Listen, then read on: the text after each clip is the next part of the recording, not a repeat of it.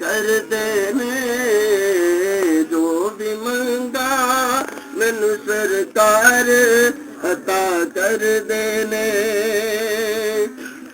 हर इज्जतां दा सदा ओना दे गल विच रहना, हर इज्जतां दा सदा ओना दे गल विच रहना।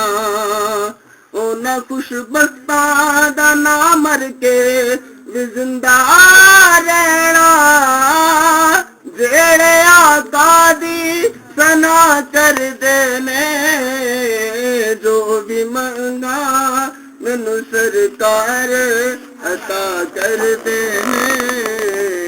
जो भी मंगा मैनू सरकार अता कर देने।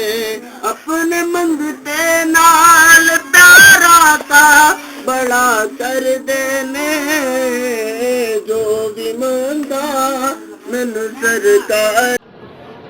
बिस्मिल्लाहिर्रहमानिर्रहीम। अस्सलामु अलैकुम दोस्तों और बुजुर्गों नाज़रीन, तेरे सामने अगली वीडियो दे नाल आ जरा तुसीं देख रहे हो एक जड़ी बूटी है, जड़ी बूटी की जड़ है और ये बहुत ही ज़बरदस्त है, बहुत ही अच्छी है, बहुत ही आला किस्म की है और बहुत ही अच्छे अंदर फवायद ने। एक पौधा होता है खारदार हल्के जे कंडे वाला और इनके जोड़े पत्ते ने वो बिल्कुल बारीक होंदे ने, यानी कि एक बालों की तरह। और इनू यानी कि बकसरत जोड़ा ना वो इस्तेमाल किया जाता है। और जी जड़ है तुम देख रहे हो, एक इनकी शनाखत है कि जिमें लकीरदार जड़ हैगी है।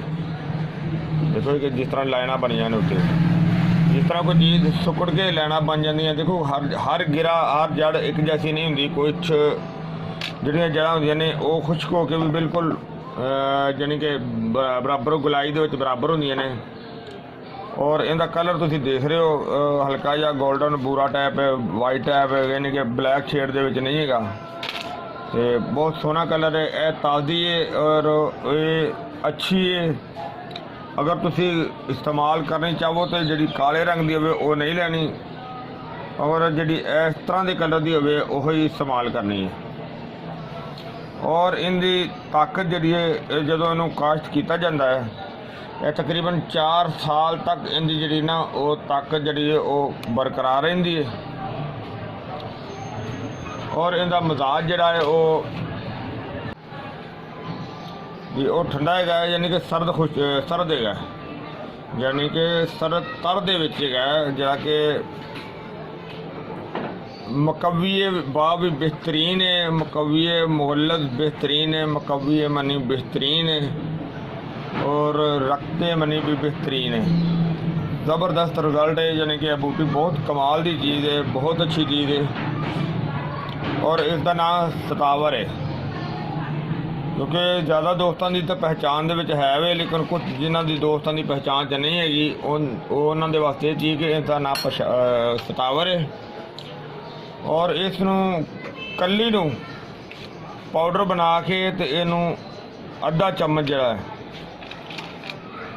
वो दुध विच पा के तो उन्होंने दुध के नाल कला भी इस्तेमाल किया जा सकता है, नीम गर्म दुध के नाल इस्तेमाल किया जा सकता है।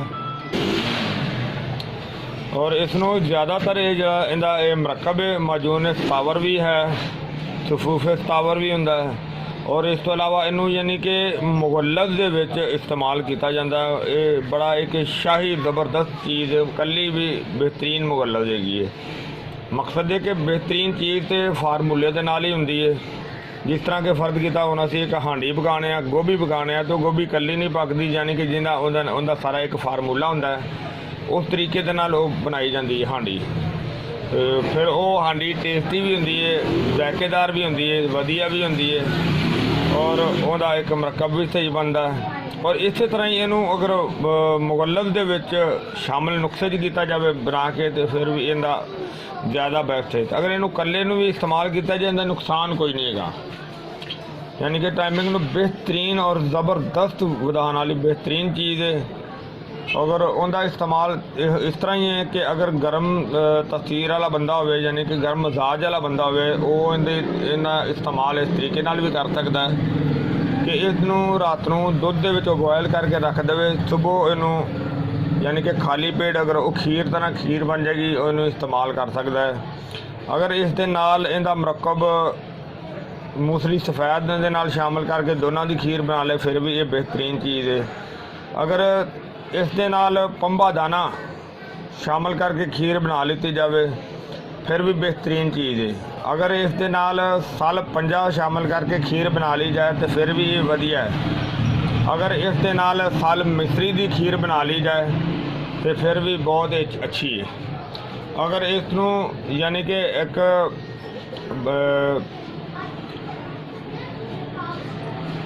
सर्द मजाज वाला बंदा अगर इस्तेमाल करना चाहे तो वह इसनू नीम गर्म दुध नाल इस्तेमाल करे तो उसके वास्ते ज़्यादा बेहतर है।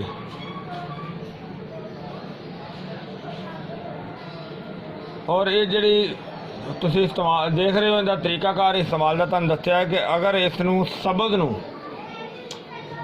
वैसे सब्ज़ तो मिलती नहीं, कि हुण तो हर चीज़ तो पंसार को ही मिलती है, सब्ज़ का मिलना तो बहुत मुश्किल होंदा, क्योंकि हर बंदा बाहर थोड़ा ही फिर के लभदा या देखदा या काश्त करदा। बहरहाल ज़्यादातर इनका तरीकाकार जो तुहानूं दस्सिया है वो इस तरीके दे नाल ही इस्तेमाल होंदा है, और बड़ी ही शानदार और ज़बरदस्त चीज़ है, तो बहुत ही अच्छी है, तो बड़ी आला है। बाकी ये है कि जदों भी चीज़ लवो तो स्टोर तो या मतलब एक पंसार स्टोर तो ली जाए, और ये चीज़ देखनी कि जरा साफ सुथरी हो, अच्छी हो, वधिया हो, तो इस तरीके के नाल इहदा इस्तेमाल करना है। और मैं दोबारा तुहानूं ये दसदा जावां कि ये बहुत ही ज़बरदस्त चीज़ है मसाने दे वास्ते। और दूसरी गल है कि इसनूं अगर इस्तेमाल किया जाए, लेडीज़ और जेंट्स दोनों ही इस्तेमाल कर सकते हैं, यानी कि कमर नूं भी बेहतरीन मजबूत कर दी है।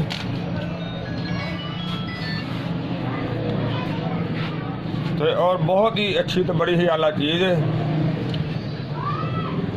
और मैं उम्मीद करना ये मेरे दोस्तों भरावां नूं ये वीडियो अच्छी लगी होगी, इन्हूं तुसीं लाइक करियो, शेयर करियो, सबसक्राइब करना बिल्कुल नहीं भूलना। इंशाल्लाह अगली वीडियो के नाल फिर मिलांगे। इजाज़त, अल्लाह हाफ़िज़, अस्सलामु अलैकुम व रहमतुल्लाहि व बरकातुहू।